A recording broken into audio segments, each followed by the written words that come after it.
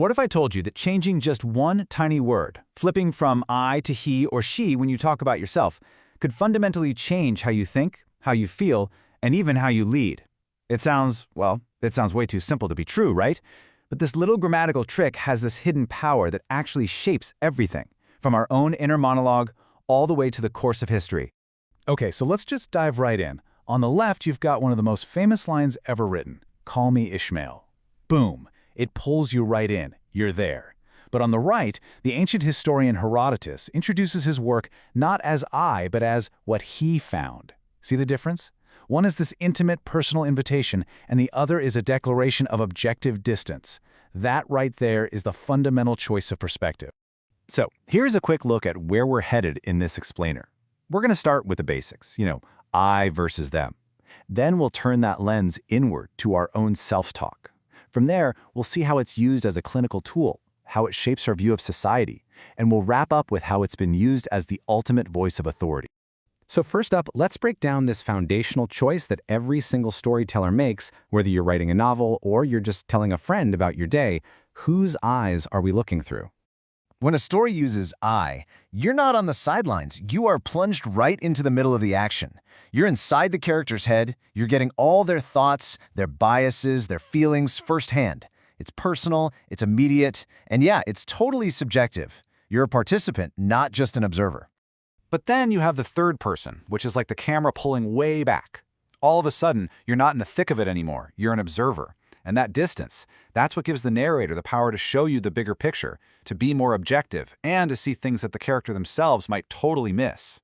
Okay, so that's how it works in stories. But here's where it gets really interesting. How does the same idea apply to the most important stories we tell, the ones inside our own heads? How does the voice of our inner narrator actually affect us? This is just a brilliant example of something called third-person self-talk. You've got this endurance athlete, Christopher Berglund, in the middle of a brutal race.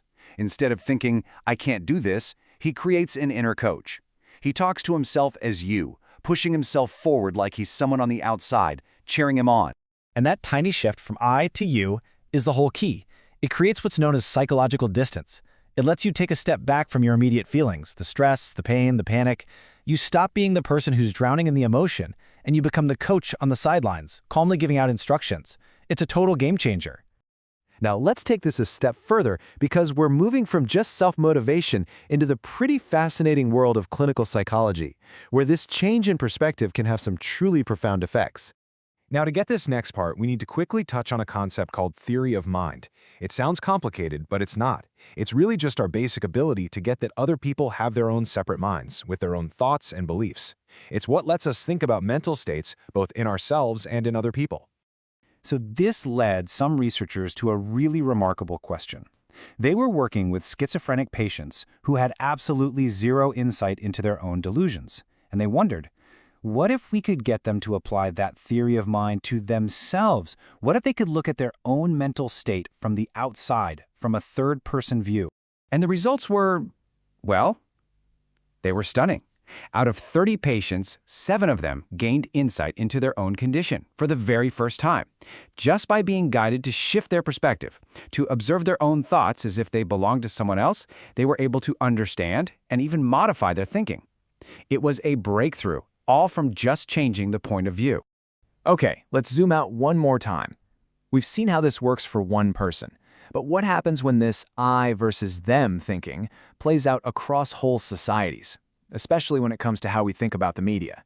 Well, this brings us to a really well-documented psychological bias called the third-person effect. It's this super consistent tendency we all have to believe that mass media, the news, ads, controversial shows, has a way bigger impact on other people than it does on us. And this chart just lays it out perfectly, right? We tend to see ourselves as pretty savvy, as critical thinkers who can resist all that influence. But when we think about everybody else, oh yeah, we imagine they're way more susceptible, more easily swayed by whatever they're seeing and hearing. This "it affects them, not me" way of thinking, it pops up everywhere. We worry about how advertising might be influencing kids, or how fake news might be fooling our neighbors. And this perception, it's often what fuels calls for censorship. Not to protect us, of course, but to protect those other, more vulnerable people out there.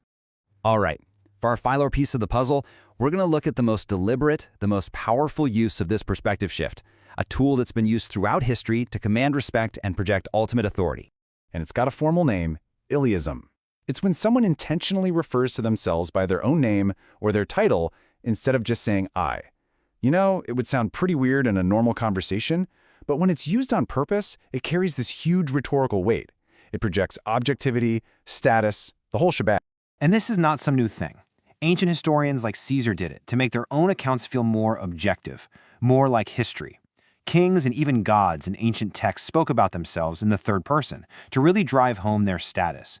And probably most famously, Jesus often referred to himself as the Son of Man, which created this powerful sense of both authority and divine purpose.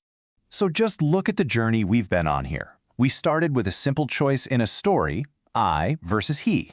Then we saw how that same idea becomes a psychological tool you can use on yourself, how it morphs into this widespread social bias about the media, and finally, how it ends up as a voice of immense power and authority. Which leaves us with one final, pretty fascinating question to think about. When you're narrating your own life, just inside your own head, which perspective do you usually take? Are you the main character, living the story from the inside? Are you the detached observer, analyzing it all? Or are you the authoritative voice directing the whole show? The answer? Well, it might just reveal more than you think.